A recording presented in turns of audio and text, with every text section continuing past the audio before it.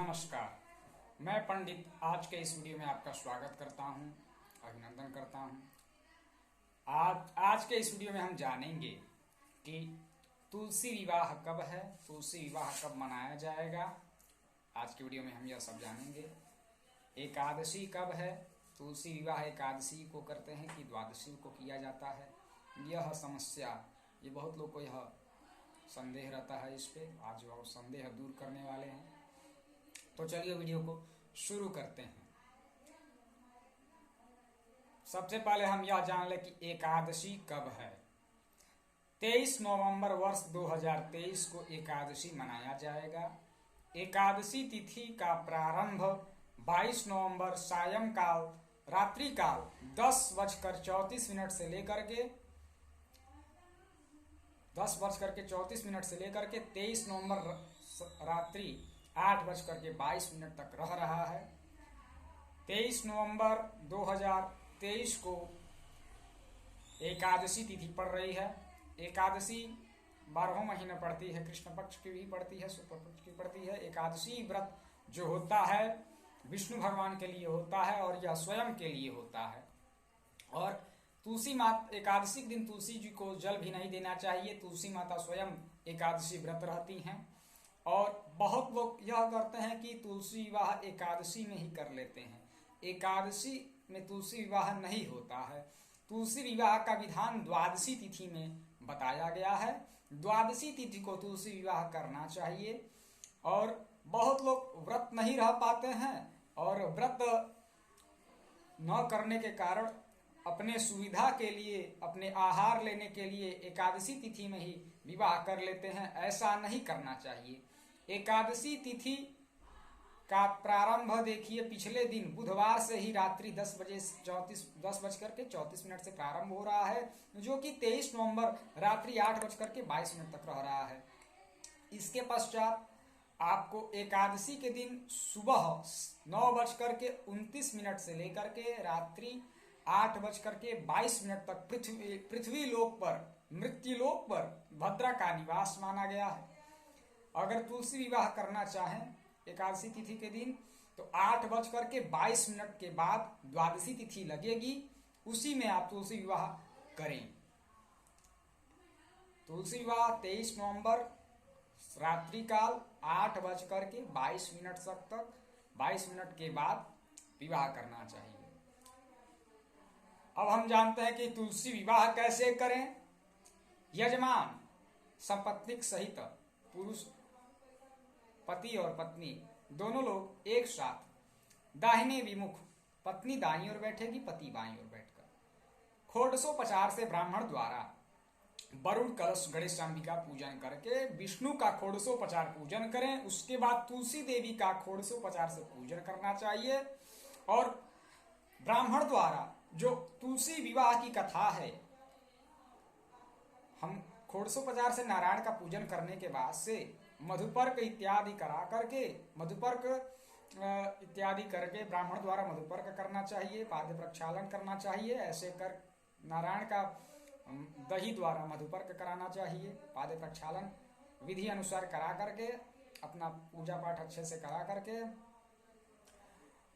जो उसके बाद से तत्पश्चात तुलसी पूजन करें। तुलसी का पूजन इत्यादि अलंकरण से करा करके षोडशोपचार से पहले कराने के पश्चात दोनों देवी देवताओं का, शालग्राम देवता विष्णु का और तुलसी का पूजन कराने के बाद षोडशोपचार पूरा होने के बाद 29 अध्याय का तुलसी विवाह का कथा है, ब्राह्मण द्वारा उसको सुनना चाहिए। उसके बाद से पंचोपचार से पूजन करके, समर्चन पूजन कर करके आरती करना चाहिए, आरती करना चाहिए। उसके पश्चात क्षमा प्रार्थना करना चाहिए, भूमि प्रार्थना करना चाहिए। ऐसे करना चाहिए। तुलसी विवाह द्वादशी तिथि में करना चाहिए और तत्पश्चात ब्राह्मण को दक्षिणा देनी चाहिए। तत्पश्चात यथा सामर्थ्य, विधान तो यह है कि तुलसी विवाह के दिन, द्वादशी तिथि के दिन नारायण को प्रसन्न किया जाता है। रात्रि भर जागरण करना चाहिए, भजन कीर्तन करना चाहिए और मुख्य रूप से श्री सत्यनारायण व्रत कथा भी करानी चाहिए। जो लोग यह नहीं करा पाते हैं वह श्री सत्यनारायण व्रत कथा करा लें। और विधान यह है कि उस दिन भागवत कराना चाहिए। बहुत लोग भागवत नहीं करा पाते हैं तो श्री सत्यनारायण का कथा करते हैं या कार्तिक महात्मा की कथा कराते हैं। कार्तिक महात्मा श्री सत्यनारायण व्रत कथा से बड़ा है। बहुत लोग कार्तिक महात्मा का कथा भी नहीं करा पाते हैं, तुलसी विवाह का भी कथा नहीं करा पाते हैं, तो श्री सत्यनारायण व्रत कथा कराते हैं। इसलिए तुलसी विवाह में यह सब चीजें अनिवार्य हैं। तुलसी विवाह क्यों मनाते हैं? विद्वानों के अनुसार पार्वती जी के बीज से मां वृंदा देवी की उत्पत्ति हुई है और वृंदा देवी के अंश से ही तुलसी का जन्म हुआ है। और तुलसी जो है नारायण को अत्यंत प्रिय है। अगर नारायण देवता विष्णु को कोई भी हम भोग लगाते हैं, अर्पित करते हैं, अगर उसमें तुलसी न डाला जाए तो वह भोग स्वीकार नहीं है, वह भोग विफल है, सफल नहीं है। तो हम कोई भी नैवेद्य लगाते हैं नारायण को तो उसमें तुलसी अवश्य डालें और अनिवार्य रूप से डालनी चाहिए। कोई भी पूजा करें तुलसी पत्र उसमें जरूर रखें। विशेष रूप से तुलसी नारायण देवता को और हनुमान जी को चढ़ाई जाती है। इसके अलावा अन्य किसी देवी देवता पे तुलसी नहीं अर्पित करनी चाहिए। तो इस विषय में हम यही जान आपको बताएं। और तुलसी विवाह का यह संदेह हम आपका कम किए। एक बार और आपको संदेह को शक को दूर करने के लिए हम बता दें कि एकादशी तिथि में तुलसी विवाह न करके द्वादशी तिथि में तुलसी विवाह करें, क्योंकि द्वादशी तिथि में ही तुलसी और नारायण का विवाह होता है। बहुत लोग को बता दे रहे हैं, बहुत लोग ऐसे एकादशी व्रत रहते हैं, सोचते हैं कि अब तो हम आहार नहीं ले पाएंगे, नहीं कर पाएंगे, चलो एकादशी में व्रत कर लो, द्वादशी तिथि को छोड़ दो। ऐसा नहीं करना चाहिए। एकादशी व्रत आप अपने लिए रहेंगे, द्वादशी तिथि आप देवी देवता के लिए रहेंगे, तब उसका आपको संपूर्ण फल मिलेगा। तो ऐसे तुलसी व्रत आराम से करें और एकदम श्रद्धा भाव से पूर्ण होकर तुलसी विवाह करना चाहिए। निश्चल निस्वार्थ निष्काम भावना से इस पूजा को किया जाता है। और तत्पश्चात अगले दिन दान पुण्य का कर्म करना चाहिए।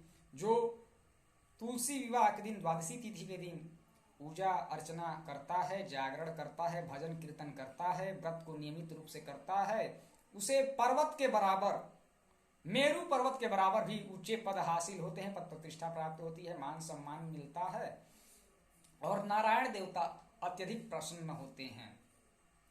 और तुलसी, मुख्य रूप से तुलसी विवाह के दिन भागवत कथा सुननी चाहिए। नहीं भागवत कथा सुन पा रहे हैं, श्री सत्यनारायण की कथा करानी चाहिए, खोड़सोपचार से पूजन कराना चाहिए, कार्तिक महात्मा की कथा करानी चाहिए, खोड़सोपचार से विधि पूर्वक पूजन करानी चाहिए, आरती कराना चाहिए, भूमि स्पर्श भूमि प्रार्थना करनी चाहिए, क्षमा प्रार्थना करना चाहिए। उसके बाद ब्राह्मण को दक्षिणा दे करके संतुष्ट होना चाहिए। विधि विधान से यह व्रत करना चाहिए। तो मिलते हैं। और इसी के साथ अगर यह वीडियो आपको अच्छा लगा होगा, इस विषय से जो आपको जानकारी मिली होगी, उम्मीद करते हैं आपको यह वीडियो अच्छा लगा होगा। और ऐसे ही इसी प्रकार के जानकारी वाले वीडियो आपके लिए हम लाते रहेंगे। और आपको वीडियो यह अच्छा लगा हुआ या ना अच्छा लगा हो तो हमें आप कमेंट करके दोनों बताएं, अच्छा लगा हो या बुरा लगा वो भी बताएं। जो कमी है वो हमको कमेंट में आप बताएं। हम अच्छा से अच्छा प्रयास करेंगे कि आपके लिए हम अच्छा से अच्छा वीडियो ला सकें, आपके लिए अच्छा से अच्छा वीडियो बना सकें। और अधिक जानकारी के लिए आप हमारे डिस्क्रिप्शन में दिया गया है नंबर, आप उस पर भी कॉल कर सकते हैं, पूछ सकते हैं। कुंडली इत्यादि जो भी कार्य करना हो, निर्माण कराना हो, स्वहस्त कुंडली, जो भी चीज़ें, जो भी समस्याएं हैं, जो भी विघ्नताएं हैं, उनका शांति कराना हो, दिक्कत परेशानी जो भी हो उसका निवारण कराना हो तो हमसे आप संपर्क करते हैं। इसी के साथ मैं पंडित आशुतोष मिश्र ज्योतिष विराम लेता हूँ। तब तक के लिए नमस्कार, धन्यवाद।